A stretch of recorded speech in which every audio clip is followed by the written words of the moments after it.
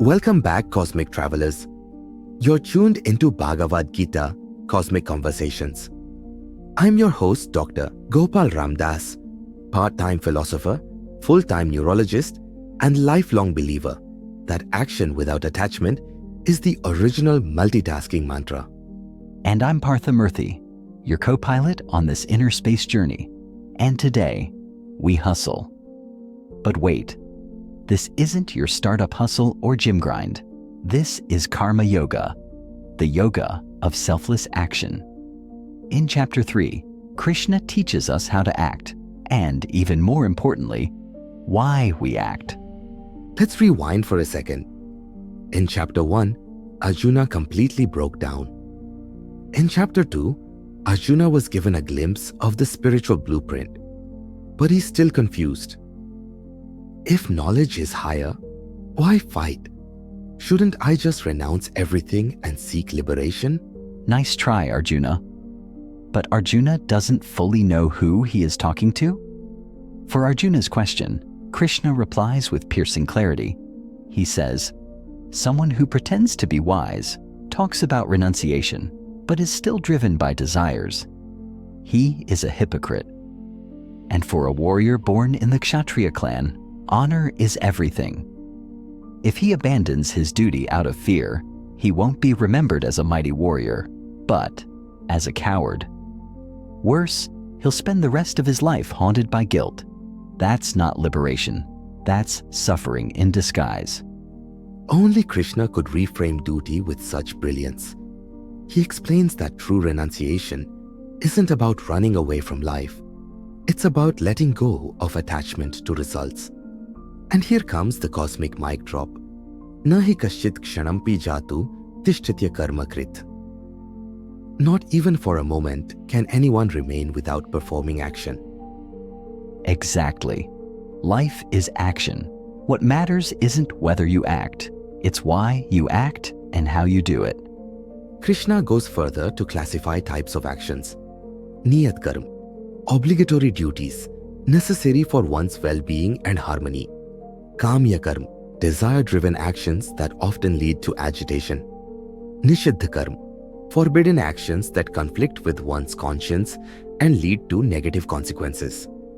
Karma Yoga means doing your duty, not for applause, not for rewards, but because it's your nature.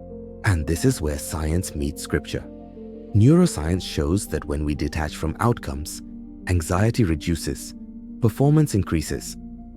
The flow state, that sweet spot of focused action, happens when we're immersed in the process, not the result. So Krishna's not anti-success. He's just reminding us, success is a side effect of focused, purposeful action. Do the work. Don't obsess over the results. Let me ask you, dear listener, how often do you suffer not because of the work itself, but because of your expectations around it? And here's Krishna's timeless remedy. Karmanye vadhikaraste ma phaleshu kadachan. You have a right to perform your duties, but not to the fruits of your actions.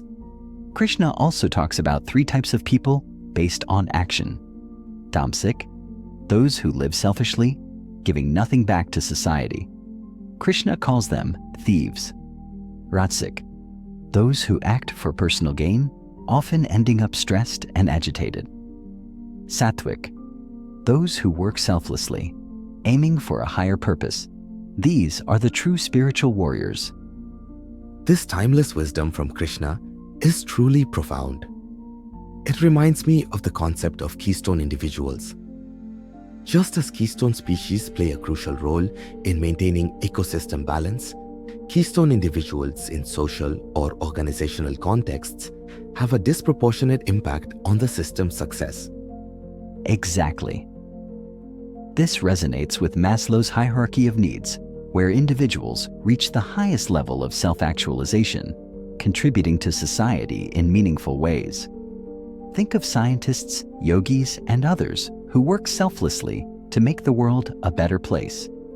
These individuals embody the sattvic qualities Krishna spoke of, a testament to the enduring relevance of his teachings. Krishna also warns that desire and anger born of the Rajasic quality, are the root of mental chaos. Desire attaches us to the material world, and when it's obstructed, it leads to anger or fear. This clouds our intellect, and our actions become distorted. Hence, Krishna urges Arjuna to rise above these qualities, intact above anything that pulls you down. Krishna's powerful wisdom resonate deeply with these profound quotes. The greatest risk is not taking any risk. Mark Zuckerberg. What if I fall? Oh, but my darling, what if you fly? Aaron Hansen. Don't watch the clock. Do what it does. Keep going. Sam Levinson. Everything you've ever wanted is on the other side of fear. George Adair. The cave you fear to enter holds the treasure you seek. Joseph Campbell. Fear less, dare more. Unknown. Failure isn't fatal, but failure to change might be. John Wooden.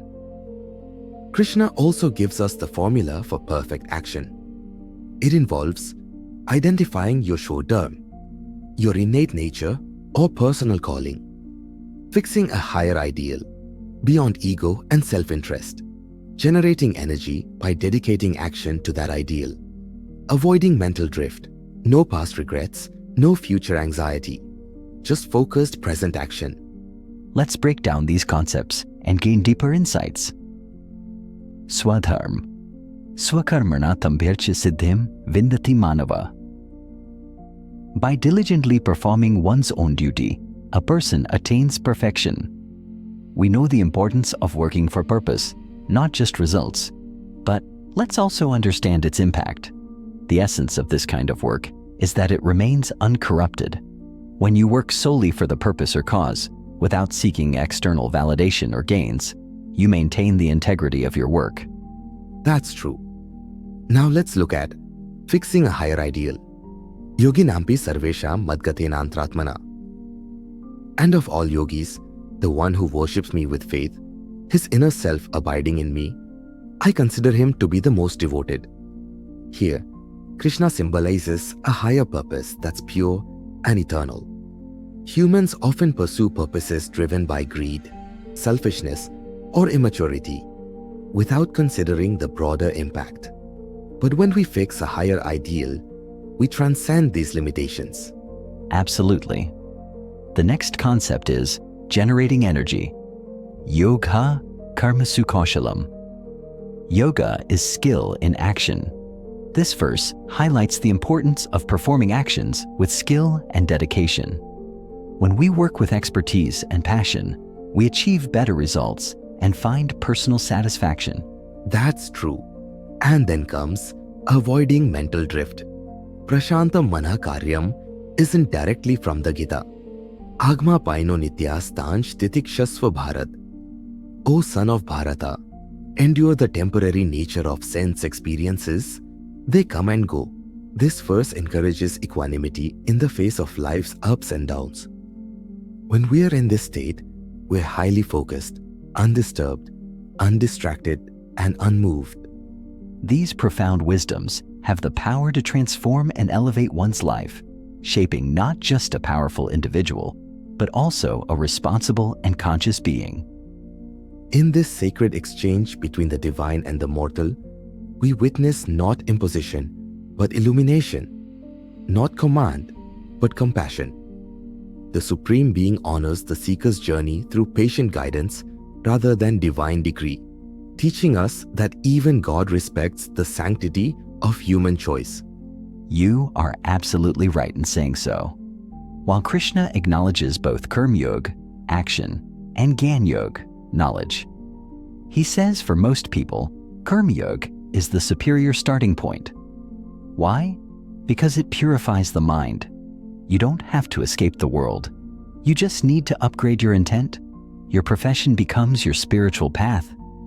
Exactly. Yogstha kuru karmani. Perform your duties, established in yoga. Do the work. Stay balanced. That's the formula. Chapter 3 is the spiritual hustle manual. Work without worry. Serve without ego. Hustle with harmony. Next episode, Chapter 4, Gyan-Karma Sannyas Yoga, where Krishna fuses wisdom with action. It's like Karma Yoga 2.0 with advanced knowledge modules. Until then, remember, the world demands action, but only you decide the intention behind it. Stay mindful, stay purposeful, Stay cosmic.